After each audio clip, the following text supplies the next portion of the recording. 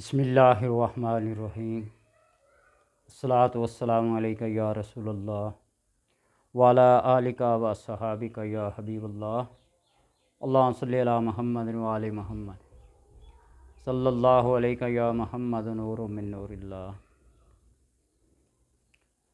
بعض دفعہ انسان اعمال، وظائف، ورد، وظیفہ کر کر کے تھک جاتا ہے، اس کی کوئی دعا قبول نہیں ہوتی۔ آخر میں گلے شکوے، عاملین کاملین، روایات، درایات، حکایات، سب پر اعتراضات کرنا شروع کر دیتا ہے، لیکن کبھی بھی اپنے گریبان کی طرف جھانک کر اس نے نہیں دیکھا کہ جب 10 آدمی، ایک مثال دیتا ہوں، 10 آدمی ایک چیز کے بارے میں یہ کہہ رہے ہیں کہ ایسا کرنے سے ایسا ہوتا ہے،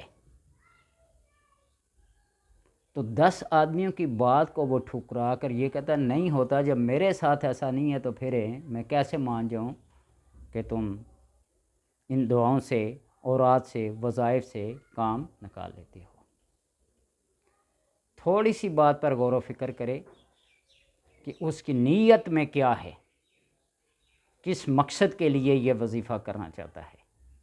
آیا کہ جب یہ مقصد پورا ہو جائے گا تو اس وظیفے کو جاری رکھے گا یا صرف اپنا کام نکالنا چاہتا ہے۔ کھانے پینے کے بارے میں غور و فکر کیا ہے کہ کمائی کیسی ہے، کیسے اس کو حاصل کیا، رزق کو، اس کے آداب کیا ہیں کھانے پینے کے، یہ غور و فکر کیا ہے؟ یا اس نے اپنے اعمال، روز برہ معمولات، رشتہ داروں کے ساتھ، بہن بھائیوں کے ساتھ، ماں باپ کے ساتھ، پڑوسیوں کے ساتھ اس کے معمولات کیسے ہیں؟ جب ساری چیزوں کا جواب نفی میں آئے تو ایک وظیفہ اس کا کیا کام کرے گا؟ لوگ کہتے ہیں نا، جمعرات کے دن مرنے سے، جمعے کے دن مرنے سے یہ ہوتا ہے، ایسا ہوتا ہے، ایسا ہوتا ہے۔ جب اس کے اعمال ہی ایسے ہو، لوگوں کو جب وہ تنگ کرتا ہو، پڑوسیوں کو، رشتہ داروں کو، لین دین معاملات سارے اس کے ساتھ ایسے نہیں ہو، اتفاق سے وہ جمعرات کے دن مر گیا یا جمعے کے دن مر گیا، تو کیا وہ پڑوسیوں کے ساتھ کیے گئے بدسلوکیاں، رشتہ داروں کے ساتھ، ماں باپ، بہن بھائیوں کے ساتھ، کیا یہ صرف جمعے اور جمعرات کی رات کو مرنے کا سبب اس کو بخشوا دے گا؟ اعمال کی تو جواب دہی ہے، اس میں تو کوئی شک نہیں ہے۔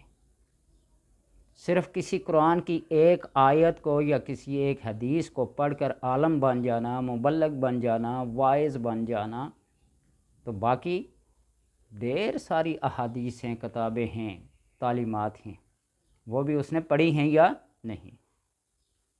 تو اس لیے پہلے اپنی اصلاح، کھانا پینا، اٹھنا بیٹھنا، بچونا، لین دین، معاملات، یہ سب سے پہلی شرط ہے۔ سچ بولنا، حلال کا رزق کھانا، نیند کے اوقات کو مقرر کرنا۔ جس طرح بعض لوگ اعتکاف کے شوق میں بیٹھ جاتے ہیں ثواب کو لینے کے لیے، لیکن دن رات سو کر گزارتے ہیں۔ ہر چیز کے کچھ آداب ہوتے ہیں، شرائط ہوتے ہیں۔ تو بہرحال اگر وظیفہ عمل کوئی بھی اثر نہیں کرتا تو آپ سب سے پہلے اپنے آپ کے اندر جھانک کر دیکھیے کہ کون سی کمی ہے جس کی وجہ سے میرا وظیفہ میرے اوپر عمل نہیں کر رہا ہے، اثر نہیں کر رہا ہے۔ وہ وجہ جب تلاش کریں گے تو انشاءاللہ تبارک و تعالی وظائف و عملیات اثر کرنا شروع کر دیں گے۔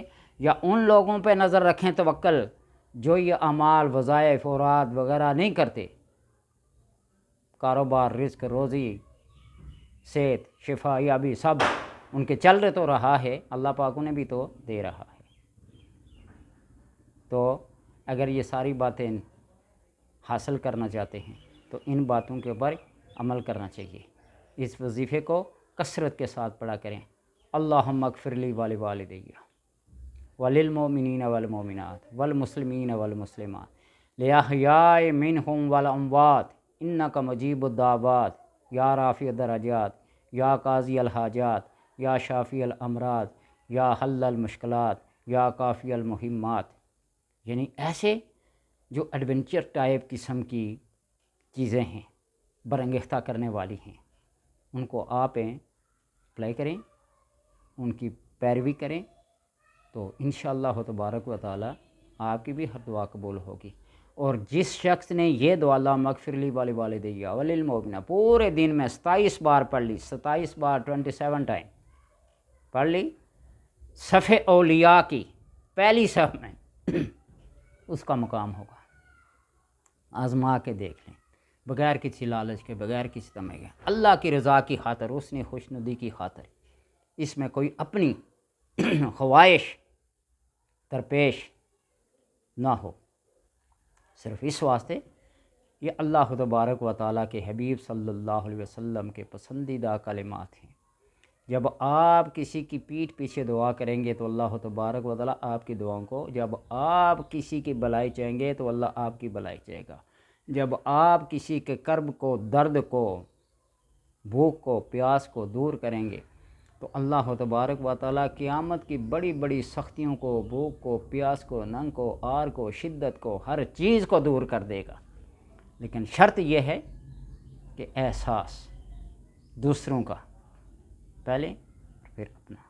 اللہم اغفر لی ولوالدیّ، یا اللہ مجھے بخش دے اور میرے والدین کو، وللمؤمنین والمؤمنات تمام مسلمان مردوں اور عورتوں کو، والمسلمین والمسلمات تمام مسلمان مرد و عورت کو، یا احیاء منہ الاموات زندہ اور مردہ جتنے بھی ہیں، انک مجیب الدعوات تو دعاؤں کو قبول کرنے والا ہے، رافع الدرجات درجات کو بلند کرنے والا ہے، قاضی الحاجات حاجات کو پورا کرنے والا ہے، شافی الامراض بیماروں کو شفا دینے والا ہے، کافی المہمات بڑی بڑی مشکلوں کو آسان کرنے والا ہے، یا ارحم الراحمین اے رحم کرنے والوں میں سے سب سے زیادہ رحم کرنے والے۔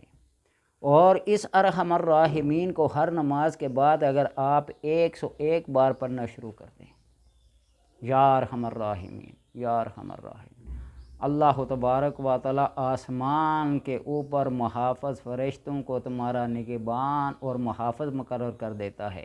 دنیا کے اندر جو بھی پریشانی، جو بھی تکلیف، جو بھی مصیبت، دشمن، حاسد، فاسد تمہارے اوپر نظر کرے گا، بس وہ فرشتے جانے محافظ اور ان کو مقرر کرنے والا جانے، تمہیں کوئی گزند نہیں پہنچائیں گے، کوئی نقصان نہیں پہنچا سکیں گے۔ اس بات کو یاد رکھیں، یا ارحم الراحمین یا ارحم الراحمین۔ جب آپ الراحمین کو سب سے زیادہ رحم کرنے والوں میں سے رحم کرنے والے کو پکاریں گے تو کیا وہ نہیں سنے گا؟ وہ لب ہلنے سے پہلے، ہونٹ ہلنے سے پہلے، دل میں خیال آنے سے پہلے، زبان پہ بات جاری ہونے سے پہلے ہر بات کو جانتا ہے۔ لہذا اپنے وظائف اور عملیات کے اثر نہ ہونے کی وجہ سے کسی دوسرے پہ گلہ کرنا، شکوہ کرنا چھوڑیں، اپنے آپ کے اندر جھانک کر دیکھیں کہ غلطی کہاں پہ پائی جاتی ہے۔ غلطی اپنے اندر ہے، کسی دوسرے کے اندر نہیں۔ حضرت علی رضی اللہ تعالیٰ عنہ سے کسی نے پوچھا نا، آپ نے کسی کے ساتھ بھلائی کی ہے؟ آپ نے فرمایا نہیں۔ آپ نے کسی کے ساتھ برائی کی؟ آپ نے فرمایا نہیں۔ سننے والے بڑے متعجب ہوئے کہ نہ بھلائی کی کسی کے ساتھ، نہ برائی کی، یہ کیسا؟ تو حضرت علی رضی اللہ تعالیٰ عنہ فرمایا، من عمل صالحا فلنفسہ، جو کسی کے ساتھ بھلائی کرتا ہے نا، وہ کسی کے ساتھ نہیں کر رہا، فلنفسہ، وہ اپنے لیے کرتا ہے، وہ اپنے نفس کی اصلاح کے لیے کرتا ہے۔ من اساء فعلیہا، اور کسی کے ساتھ زیادتی کرتا ہے، برائی کرتا ہے، فعلیہا، اس کا وبال اسی آدمی پر، کرنے والے پر ہے۔